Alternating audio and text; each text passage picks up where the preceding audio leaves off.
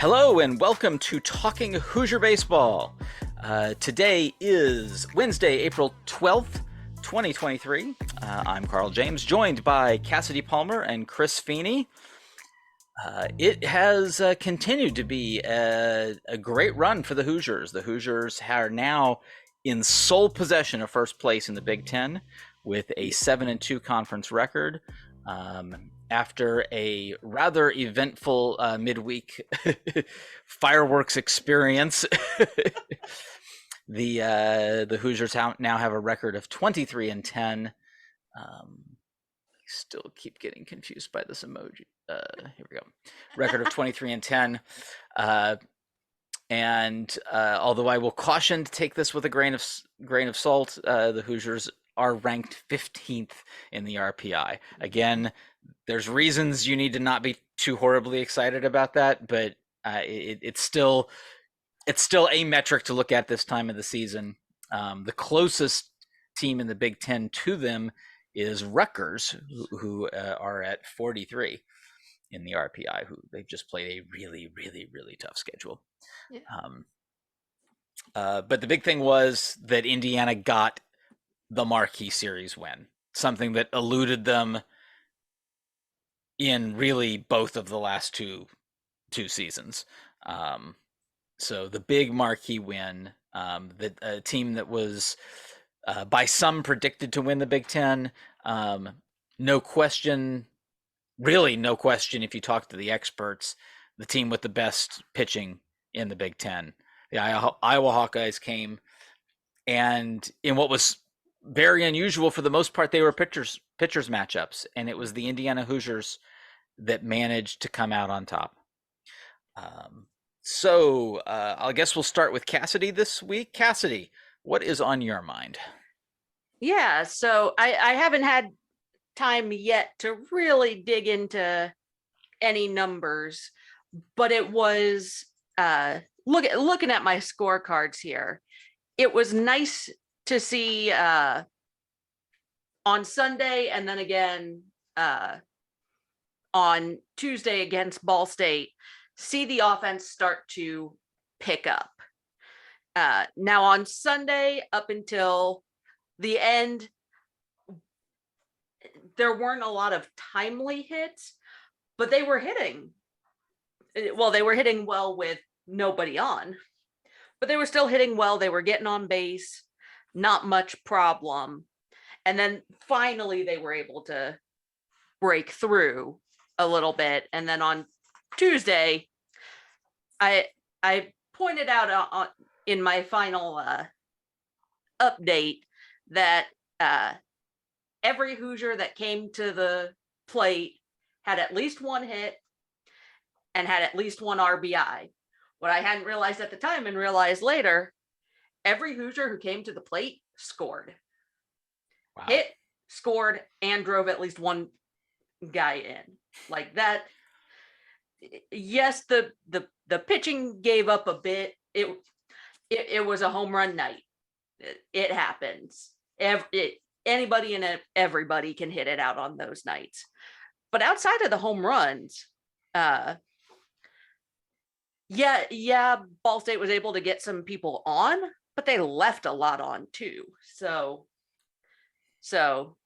that happens. There's going to be those nights where everybody's hitting everything real deep. But to see that rebound from the Saturday Iowa game, where going into the ninth, there was one hit going into the ninth. And even that, if you include that ninth, and I'm still not calling that a double play. I refuse to call it a double play.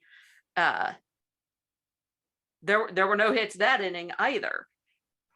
So very, very difficult offense the first two games. So to see the offense rebound a bit was really nice. And from an approach standpoint, wasn't a whole lot that I could say was particularly bad either. Even on those low offense, like you said, Carl, Iowa's a pitching team. And so for IU to match a pitching team in a pitching duel weekend, I'm absolutely thrilled. And also, I think that goes to what you were talking about, that, like, oh, there was, a lack of timely hitting in certain parts. Honestly, I think that was more of the quality of Iowa's timely pitching. Yep. And part of that is that, you're willing to give up a solo home run. So you're more willing without runners on the base paths to challenge and really focus on throwing strikes. I think that has a lot to do with that. So I credit Iowa's pitching. Yeah. And there's a distinction. You look at Iowa, because basically, and you could tell at the end of that game, oh my goodness, they were frustrated. Iowa was. Yeah, But they I were. think you look at it to where you look at the scores in the Maryland series. They lost 9-10. They lost 4-7. That was more of a traditional. Then they won 12-8. I mean, none were a pitcher's duel. Yeah. And and there was one slightly low scoring game. Iowa pitchers didn't really have it that weekend. So then they come to Indiana, win 7-1, lose 2-0 in 10 innings, and then lose 4-2. Their pitchers did their job. They did phenomenal. Yeah. And like we said, from watching it, it was just those guys were on, and Indiana still beat them. Yeah. And that's Chris, not what are your something thoughts? we would see Oh, last sorry. year. Yeah. Chris, what are your thoughts? I mean, Cass said she didn't have time to really go through the numbers. I went through the numbers a little bit, and the number is 1. Our pitching staff took the mound with a lead for 1 inning all weekend long. 1. Okay? And if you're going to talk about stressful pitching, they talk about high pressure situations, high tense, throws, right? When they look at pitch counts, right? Like, oh, his pitch count was 75, but he was up 6-0. So they weren't really tense situations. We took the lead 1 inning to pitch, and we won the series. Okay? So if you're going to tell me that this staff isn't different than last year, every single time they had to step up. Every time they had to get through another inning and another inning, either tied or losing. And they made it happen. And with 1 inning, picking that ball up off the mound to pitch, 1 with the lead, we won the series. So it's incredible. You can't, you're not going to do that. You're not going to win that series. There's too many high stress pitches. There's too much action. It's not going to happen. Yeah. But it happened, and we won. Well, the one that really stood out to me numbers wise gave up just 2 runs over the final 19 innings. I mean, and it's all high stress situations. Right. Never winning, except for the 9th inning on Sunday. Yep. And to me, that is just the most impressive thing you're going to see. They were old school baseball games. It was stressful. It was tense. It was fun. Yep. We were looking around at the state like, oh, this is the old school stuff. This is from when we were younger. You know what was a rally in it this weekend? A walk. Yeah. You know what was a rally? A hit. 1 hit was a rally. Yeah. For both sides. Wild. It was wild, and we won. Yeah. So this wasn't the series that happened at Iowa.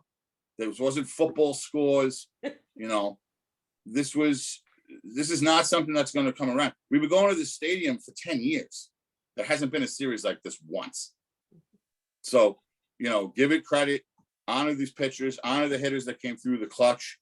And I, you heard Mercer say it. I don't know what's going to happen. Baseball's silly, right? You don't know what's going to happen after this, but we had this past weekend, and it was special. And I really want to give credit to this team that flipped it because, again, this was the one that they circled on the calendar in November. Yeah. And they did it.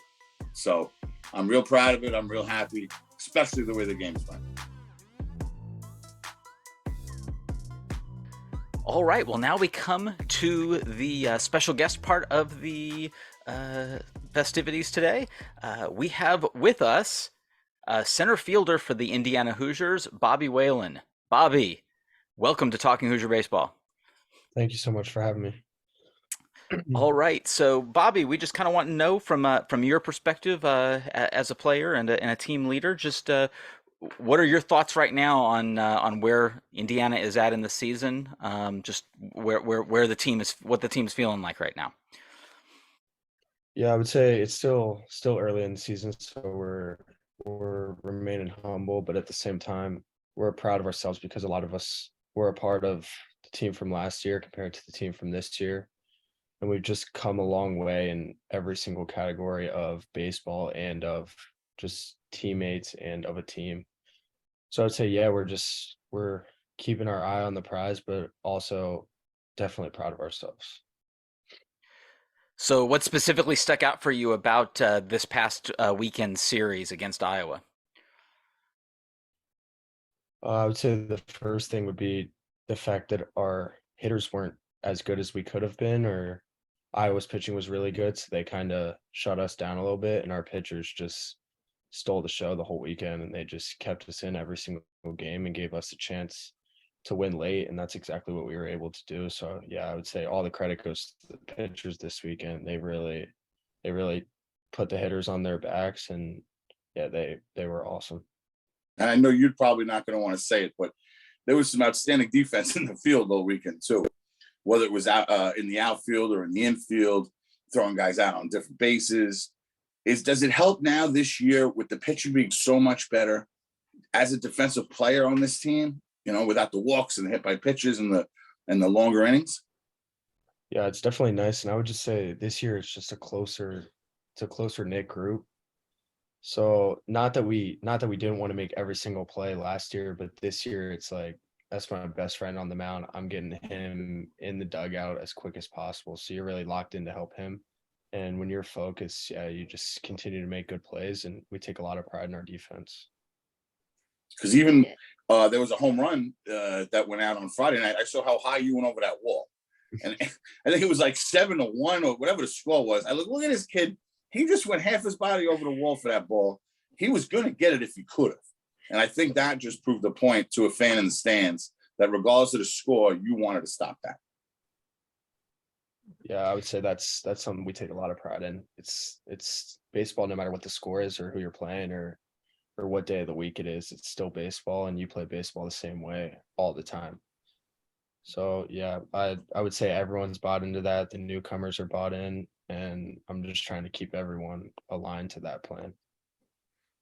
I think it's especially noteworthy that when we asked you about it in the press conference on Sunday, you talked about the fact that your big catch in the first inning, you largely credited the communication that Devin provided you in that particular instance. Yeah, it's really we have a really cool thing going right now. It's just everyone has a way of helping the team, no matter if you're in the game, out of the game, or it's your play to make, or it's to help someone else make a play. And yeah, it's a really selfless attitude that we have from 1 to 40 on our roster, and it's really fun to be a part of something like that. And do you find with those kind of bigger defensive plays, so like that first inning on Sunday where you had that great catch, Devin had his own robbery, do you find that kind of snowballs in a good way, like it continues to build up maybe a little more, not momentum, that's not the right word, but a little more motivation to keep making those plays and maybe a little bit on the offensive side as well? Yeah, I would say every baseball player knows that when you make a diving catch, then you're gonna have a hit. So I'd say that's one of the things. You always want to make that really good play because when you get in the box, you're gonna hit a line drive up the middle. So it's definitely something you want to be a part of if you can. If you have the chance to make the play, you want to make it because baseball pays you back in a good way after.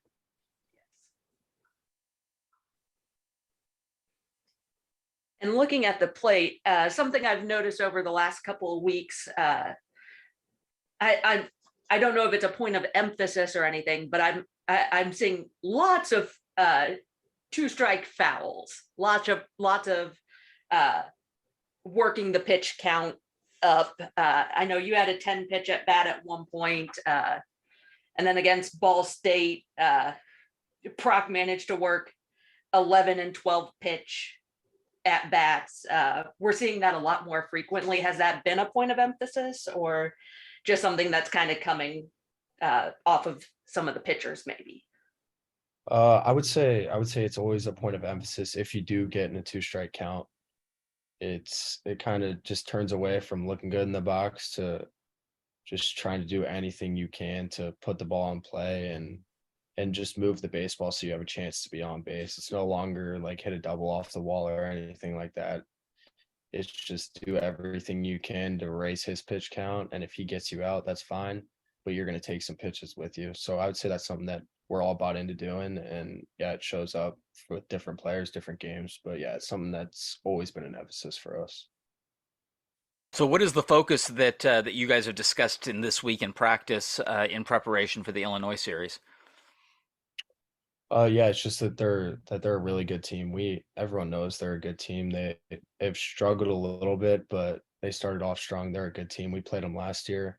They haven't lost much from last year. They're a really good team. So we know we need to come ready to play and do what we can to take the series. And yeah, I would just say it's keeping our head down and just playing the same way that we've been playing and remain focused on just the game that we're playing at the moment. Nothing in the future, nothing in the past.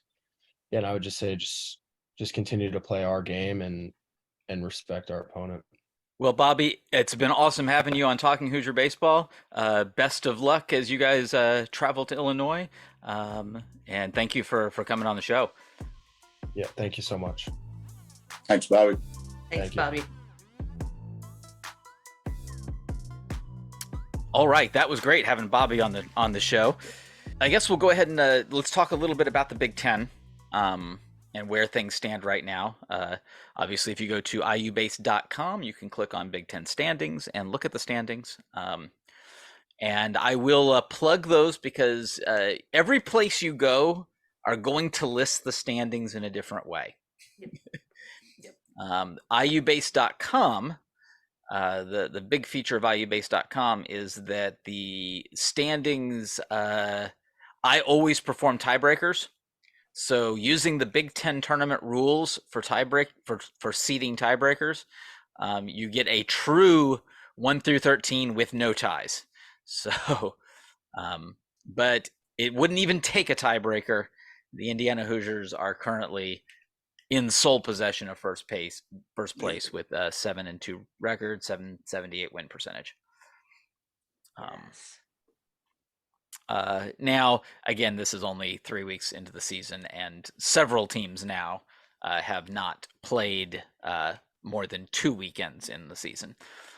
So there's a lot left to be played for. But there's also a lot of just things you would not have expected. You would not expect that right now both Minnesota and Northwestern are above the Big Ten tournament cut line. You would also not expect that Rutgers, Iowa, and Illinois would be below the Big Ten tournament cut line. But both of those statements are true statements. And obviously Indiana now goes to Illinois. That's a team that is very talented, that has not performed well, and is very hungry. So that will be an interesting series and maybe a very, very tough opponent if they can figure out some stuff and get themselves right. Rutgers managed to come through in the last weekend. Also on iubase.com, if you go, there's a B1G Pick'em selection, and then you can see how the 4 of us, the 3 of us that you see here, plus Josh, for Talking Hoosier Baseball, you can see how we've been doing in our picks. And Josh, even though he's not been able to come on the show much lately, is absolutely wiping the floor with the rest of us. He is now at 10-3. And I don't know where this is coming from, because no one else on the planet picked Northwestern to beat Illinois. No. How did he?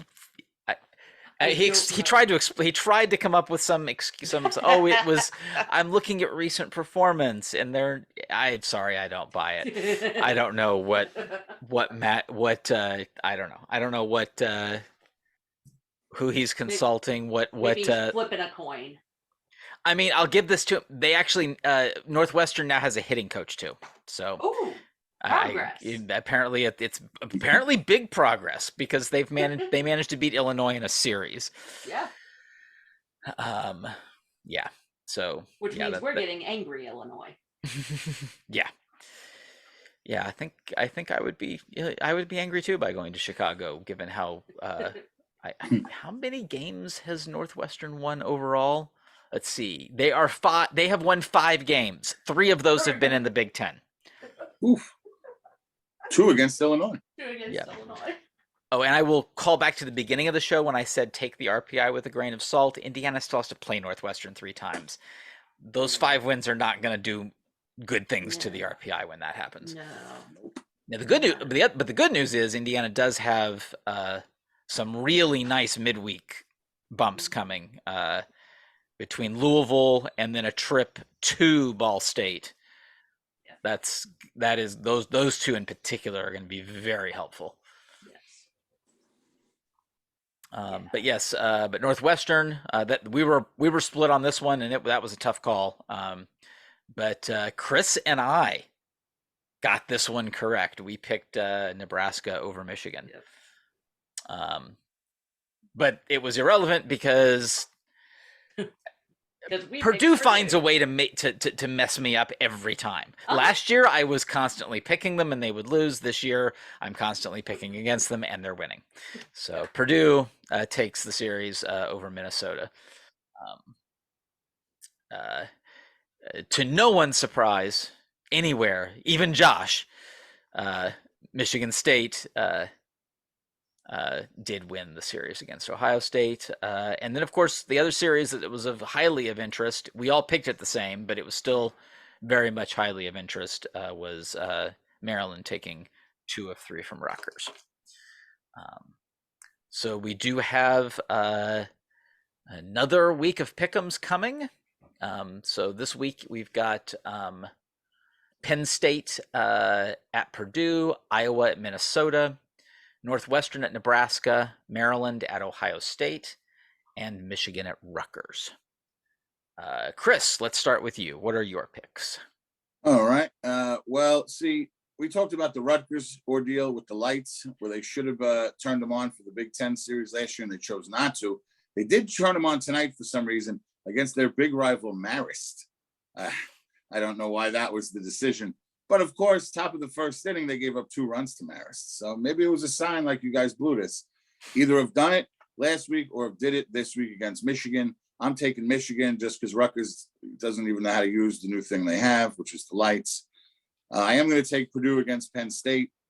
I just don't see Penn State. I think it's going to be somebody who drops later. Let's see. Maryland, Ohio State. You know, I want to take Ohio State, but how can you at this point? So I'm going to take Maryland. Iowa, Minnesota. Seems like I feel like we're all going to have the same picks this week, but we'll see what happens. I've got Iowa, Northwestern, Nebraska. Josh can have Northwestern. I'm taking Nebraska. So not really going out on too many limbs here. I mean, I'm taking some road teams, but they're all road favorites. So we'll see what happens to these road favorites this week in the Big Ten. Cass, how about you? Okay, well, I can say we won't have the same picks. No, good. Because off the bat, I'm going to pick Rutgers over Michigan. I just think home field advantage on that. It's close. That one was pretty close to a coin toss for me, and I'm going to give the edge to the home team. But on the other side, I'm going to pick Penn State over Purdue. Don't really have a solid reason there. Just seemed like the right pick this week. Maryland over Ohio State, because like you said, I'd love to pick Ohio State. I'm not picking Ohio State in this one. Iowa over Minnesota, and Nebraska over Northwestern. All right. Well, That makes my listing mine easy. I have exactly matched Cass. So Okay. Oh wow! So you Yeah. took Penn State and Rutgers? yeah, I'm Okay. done getting burned by Purdue, which I'm sure means that they're going. It doesn't matter. Purdue's going to do exactly the opposite of whatever I pick. Right. But my decision was to be done being burned by the Boilermakers. Gotcha. And honestly, I think Penn State's a good team. I really do. Yeah. I think I even though that's at Purdue, I think Penn State is ready to come out. Yeah, Iowa, Minnesota. Iowa's a really good team. And yeah, I don't see the Northwestern magic continuing. I actually gave some thought about picking Ohio State. I don't dislike Ohio State. I'm still scratching my head as to why they've struggled as much as they have. Mhm. And it would be just like, and this happens in the Big Ten, that a team like this that is like struggling, that they would wake up against Maryland. Mhm. So I I mean, I really wouldn't be gave, that mad about making the No. pick wrong. You know what I'm saying? Right. yeah. I You know always what? like to see Maryland lose. You know what? I'm doing it. You know what? I'm already down in the dumpster. This is my chance to come back. I'm calling it. The Buckeyes are going to upset Maryland. They're going to take Okay. down the Terps. I'm switching Yeah. my pick. And I will cheer when they do. Nice. Why not? I'm 6-7. What do I have to lose? I am going for it. We're not much better at 7 and 6.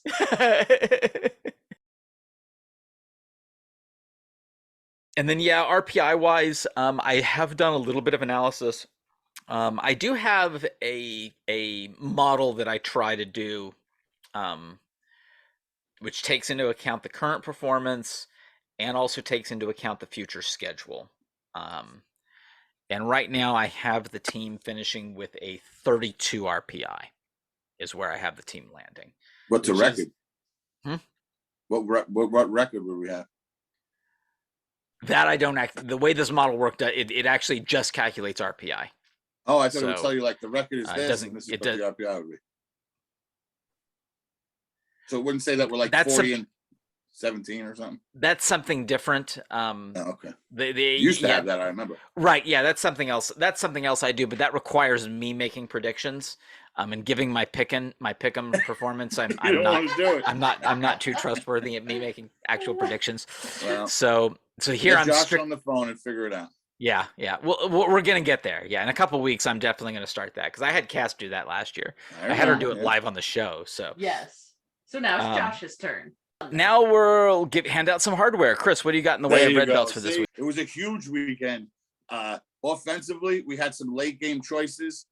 I don't care what people want to say or who they want to pick. If a guy hits a walk-off bomb in the 10th, I'm giving it to him. So Morgan Colopy, he gets the offensive red belt. He gets the Alex Dickinson Award. He got to wear the big chain with the IU on it. It was just, we haven't seen this in a while. We haven't won big games in a while, right? We haven't had it all riding on this, and then we come through and win in a long time. I think it's been 2 or 3 years, to be honest with you. And it was huge to play a big game and come out and win it. So Morgan Colopy, who won it, gets it for the Alex Dickinson Award. The Joey Donato Award, I'm going to go with Luke. I know a lot of other big pitcher performances. 6 innings, 12 Ks, complete domination, no walks. Okay, and he was battled 0 for 0 the entire time. It goes back to what I was saying before. He wasn't pitching with a lead. He was coming off of what had happened the night before. We got taken to the woodshed by the Brett kid. Let's call it what it was. How he didn't win Big Ten Pitcher of the Week, I have no idea. Okay, whoever this other kid is, Olsen, I don't want to even know. Someone not in that series won the Big Ten pitcher. That is criminal. Right here. Right. That is just criminal. Right. Emmett Olsen was honored with the Big Ten Pitcher of the Week of Nebraska. He threw 7.2 innings, allowing just 1 earned run on a pair of hits. How anybody pitched better than that Brett kid did at the Bart? It was one of the best road performances I've seen there in 9 years. Okay. Yeah. But that goes back to the Luke performance. Okay.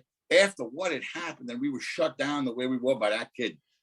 For Luke to just say, nope, 6 zeros, 12 Ks, we'll figure the rest out. So Luke's going to get the Joey Donato. And defensively, I've actually heard some stuff about this one too.